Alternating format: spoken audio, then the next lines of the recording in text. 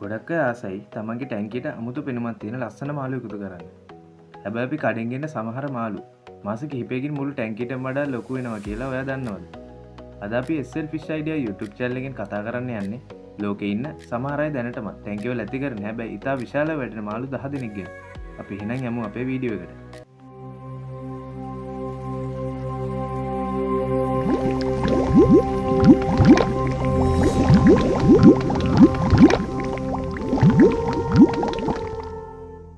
අද අපි මුලින්ම කතා කරන මාළුව තමයි මේ ඔස්කා කියන මාළුව. මෙයා ලංකාවේ ගොඩක් ප්‍රසිද්ධ මාළුවෙක් වගේම මෙයාලා දැනටමත් ඔයා ඇති කරනවා වෙන්නත් පුළුවන්. මෙයාලගේ විශේෂත්වය ගැන කතා කරද්දී මෙයාලා ගොඩක් බුද්ධිමත් මාළු වර්ගයක්. මෙයාලා වෝටර් ඩොග් කියලාත් හඳුන්වනවා. ඒ තමයි මෙයාට බල්ලෙක්ට සමානව දැනුමක් තියෙන නිසා.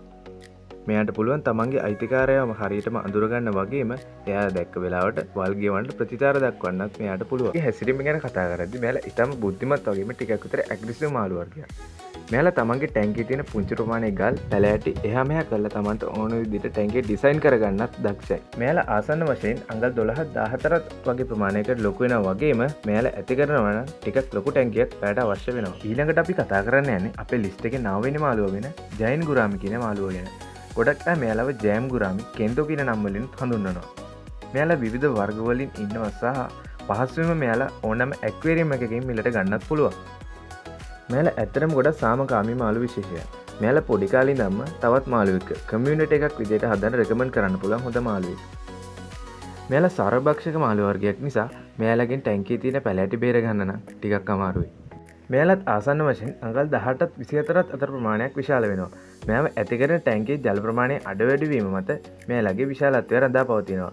මෙයාලගේ ආයු කාලය ගැන කතා කරද්දී ආසන්න වශයෙන් මෙයාට අවුරුදු 20ක් 25ක් වගේ දිග ආයු කාලයක් තියෙනවා. ඊළඟට අපි මේ ලිස්ට් එකේ 8 වෙනි මාළුව තමයි කෝයි කප් කියන්නේ. මෙයාලා ජපානයේ සංස්කෘතිය ගොඩ සමීප මාළු වර්ගයක්.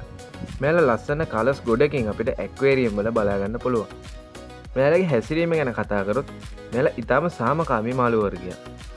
මේ කෝයි කාෆ්ලා අපිට අතින් කෑම දෙන තරමටම හීලෑ කරන්න පුළුවන්.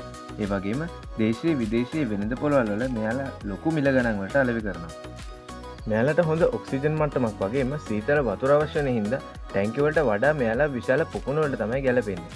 මෙයාලත් අවුරුදු 25 50ක් වගේ දිග ආයු කාලයක් වගේම මෙයාලත් අඩි 2ක් 3ක් අතර ප්‍රමාණයකට විශාල වෙනවා. ඊළඟට අපි කතා කරන්න යන්නේ අපේ 7 වෙනි මාළුව වෙන ඇරවාන ගැන. මෙයාලගේ විශේෂත්වය ගැන කතා කරද්දී ලෝකයේ මිල අධිකම විස්තර මසුන් අතර මේ ඇරවාන පෙරමුණේම ඉන්නවා. මෙයාලා රිදි, රන් සහ රතු පාටින් මෙයාලා අපිට බලා ගන්න පුළුවන්. මෙයාලා විශේෂයෙන්ම වතුරේ උඩ මතු පිට කොටසේ පීනන මානුවෙක් වගේම මෙයාලා විශාල ගැඹුරු ලිම් වගේ නම් ගැලපෙන්නේ නැහැ. මෙයාලා ගොඩක් දක්ෂ දඩයක්කාරයෝ. මෙයාලට පුළුවන් ඉහළ උඩකට පැනලා ගොදුරු අල්ලන්න. ඒ නිසා මෙයාලා ඇති කරනවා නම් ටැංකියේ ශක්තිමත් පියනකින් ආවරණය කරන්න නම් අමතක කරන්න එපා. මෙයාලත් ආසන්න වශයෙන් අඩි 3ක් 3.5ක් අතර විශාලව වර්ධනය වෙනවා. ඊළඟට අපි කතා කරන්න යන්නේ අපේ 6 වෙනි මාළුව වෙන ක්ලවුන් නයිට් ෆිෂ් ගැන. මෙයාලගේ ශරීරයේ පහළට සිහිනු යන නිසා මෙයාලා පීයක හැඩයක් ගන්නවා. ඒක නිසා මෙයාලට නයිට් ෆිෂ් කියන නම ලැබිලා තියෙන්නේ. මෙයාලගේ විශේෂ හැකියාව තමයි මෙයාලට මෙයාලගේ දිගු වරල රළක් වගේ දෙපැත්තට හසුරුවමින් ඉතා පහසුවෙන් පසුපසට පීනන්නත් පුළුවන්. මෙයා රාත්‍රී කාලේ ක්‍රියාශීලී වෙන මාළුවෙක්. ඔයා රැට නිදාගත්තම තමයි මෙයා ටැංකිය පුරා රජ කරන්නේ. මෙයාලා ඇක්වේරියම් වල ඉන්නකොට අඟල් 2ක් 3ක් වගේ වුණාට මෙයාලා අඩි 3ක් වගේ විශාල ලෙස වර්ධනය වෙනවා.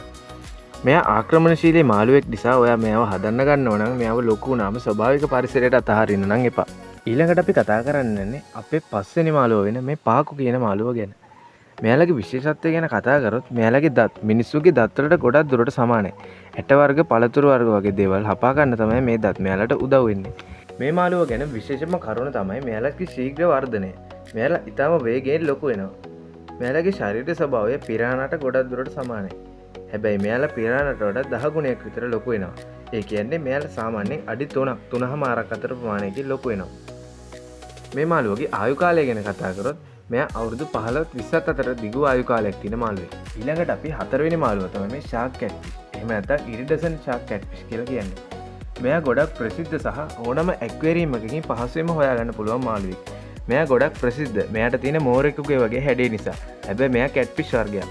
මෙයා ඊටම කලබලකාරී ඇක්ටිව් මාළුවෙක්. ඔයාලා මේ මාළුවව අඩි 2.5 වගේ පොඩි ටැංකිය වල හදන්න හිතන් ඉන්නවා නම් ඒක නම් කරන්න එපා. ගොඩක් දුරට මෙයාලා පොඩි ටැංකිය වල දාලා හදන නිසා මෙයා වේගෙන් ගිහිල්ලා එයාගේ ඔළුව ටැංකිය වීදුරුවේ හැප්පගෙන තුවාල කරගන්නවා. ඒ වගේම විශේෂම කරුණක් තමයි මෙයාගේ පෙනීම ටිකක් දුර්වල නිසා මෙයා පොඩි ශබ්ද සහ කම්පන වලටත් මෙයාලා බිය වෙනවා. ගොඩක් අය ආසාවට අරන් ආවට දන්නේ නැහැ මෙයා කොච්චර ලොකු වෙනවද කියලා. මෙයාලත් සාමාන්‍යයෙන් අඩි 3ක් 4ක් වගේ විශාල ප්‍රමාණයකට ලොකු වෙන මාළුවෙක්. ඊළඟට අපි කතා කරන්නේ නැහැ අපේ තුන්වෙනි මාළුවා ගැන. මෙයා තමයි ටයිගර් ෂවල් නෝස්. මෙයාත් කැට්ෆිෂ් වර්ගයටම තවත් ලස්සන මාළුවෙක්. මෙයාට තියෙන පැතලි දිග හොම්බ සහ කොටියකුගේ වගේ වෛරම් සහිත ලස්සන සම නිසායි මෙයා මේ නමින් හඳුන්වන්නේ. මෙයාලා ගොඩක් කැමති වතුරේ පතුලේ ජීවත් වෙන්න. මෙයා ගැඹුරු ජලයේ ජීවත් වන දඩයක්කාරයෙක් කිව්වොත් මම හරියටම හරි. මෙයාලා ගොඩක් රාත්‍රී කාලේ තමයි ඇක්ටිව් වෙන්නේ. මෙයා රාත්‍රී කාලේ තමන්ගේ කටට ගැලපෙන ඕනම මාළුවෙක් ගිල දාන්න නම් දෙපාරක් හිතන්නේ නැහැ. ඔයත් මෙයාව තවත් මාළුවෙක් හදනවා නම් මෙයාගේ ශරීර ප්‍රමාණයට වඩා වැඩි මාළුත් එක්ක දාන්න නම් අමතක කරන්න එපා. මෙයාලා අඩි 3ක් 4ක් අතර විශාල වර්ධනයක් තියෙන මාළු වර්ගයක්. මෙයාලගේ ආයු කාලය ගැන කතා කරොත් මෙයා අවුරුදු 18ත් 25ත් අතර දිගු ආයු කාලයක් තියෙන තවත් එක් මාළුවෙක්. ඊළඟට අපි කතා කරන්න යන්නේ අපේ දෙවෙනි මාළුව වන රෙඩ් ටේල් කැට්ෆිෂ් ගැන. මෙයාත් කැට්ෆිෂ් පවුලේ විශාලම සමාජිකයන්ගෙන් කෙනෙක්. මෙයාව අපිට ඇමර්සන් වනාන්තරේ ගංගා වලින් තමයි හොයාගන්න පුළුවන් වෙන්නේ. මෙයාට සුදු පාට බඩේ යට කොටසක් සහ රතු පාට වලිගයක් තියෙනවා. මෙයා කැමරේ ටිකක් විතර වැඩිපුර ආස ගන්න. එහෙම නැත්නම් ටිකක් විතර කෑදර මාළුවෙක්. මෙයාත් ඉතා වේගෙන් විශාල වෙන මාළුවන්ගෙන් කෙනෙක්. ඔයාගේ ටැංකිය ෆිල්ටර් කෑලි. පුච්චි ලී කොට වගේ දේවල් තියෙනවා නම් මෙයා ඒවා කටේ දාගන්න බලනවා. ඒක නිසා ඒ ගැන ටිකක් වැඩි අවධානයක් දෙන්න. මෙයාත් අනිත් මාළුවන්ව ගිල දාන්න උත්සාහ කරන මාළුවෙක්. ඔයා මෙයාත් එක්ක තවත් මාළු හදන්න බලාපොරොත්තු වෙනවා නම් මෙයාගේ ශරීර ප්‍රමාණයට සමාන හරි එක්ක ඔයාට වඩා ටිකක් ලොකු මාළුත් එක හදන්න අමතක කරන්න එපා. සාමාන්‍ය ටැංකියක් නම් මෙයාට කොහොමටවත් මදි. මෙයාව හදනවා නම් අඩි 10ක් 12ක්වත් තියෙන විශාල පොකුණක් අවශ්‍යයි. මෙයාත් සාමාන්‍යයෙන් අඩි 4ත් 5ත් වගේ විශාල වර්ධනයක් තියෙන මාළුවෙක්. මේ මාළුවගේ ආයු කාලය ගැන කතා කරොත් මෙයා සාමාන්‍යයෙන් අවුරුදු 15ත් 20ත් අතර ප්‍රමාණයක් ජීවත් වෙනවා. ඒ වුණාට මෙයාලා ස්වභාවික පරිසරයේ ජීවත් වෙද්දී නම් අවුරුදු 20ක් 25ක් වගේ ජීවත් වෙච්ච අවස්ථාත් වාර්තා වෙලා තියෙනවා. ඊළඟට අපි කතා කරන්න යන්නේ අපේ අන්තිම සහ විශාලම මාළුව ගැන. මෙයා තමයි ඇලිගේටර් ගා. මෙයාගේ හිස සහ අකුපු දෙස කිඹුලෙකුගේ හැඩයට ගොඩක් දුරට සමාන නිසා තමයි මෙයාට මේ නම ලැබිලා තියෙන්නේ. මෙයාට ඉතා තියුණු පේලි දෙකකට පිහිටෙච්ච දත් පවතිනවා. ශරීරය පුරාම දියමන්ති හැඩති. ඉතා ශක්තිමත් කොරපොතු රාශියක් මෙයාලට පිහිටලා තියෙනවා. මෙයාලා කිලෝග්‍රෑම් 100කටත් වඩා බර වැඩි වෙන්න පුළුවන්. මෙයාලව මිලදී ගන්නවා නම් ඔයාලට විශාල ටැංකියක් සපයන්න වෙනවා. සාමාන්‍ය විදුරු ටැංකිය වල නම් මෙයාලා හදන්න හිතන්නවත් බෑ. මෙයා මොන්ස්ටර් කාණ්ඩේ මාළු වර්ගයක් නිසා මෙයා ටිකක් භයානක මාළුවෙක්. මෙයා මිනිස්සුන්ට හිතාමතා පහර දෙන්නේ නම් නෑ. හැබැයි මෙයාලගේ බිත්තර විෂ සහිතයි. වැඩුණු ඇලිගේටර් ගා කෙනෙක්ගේ දත්වලට අහු වුණොත් නම් ඉතින් ටිකක් දරුණු තුවාල වෙන්න පුළුවන්. ටිකක් සෙමින් පිහිනන මාළු වර්ගයක් වුණත් ගොදුරු අල්ලන වෙලාවට නම් මෙයා වේගෙන් ක්‍රියාත්මක වෙනවා.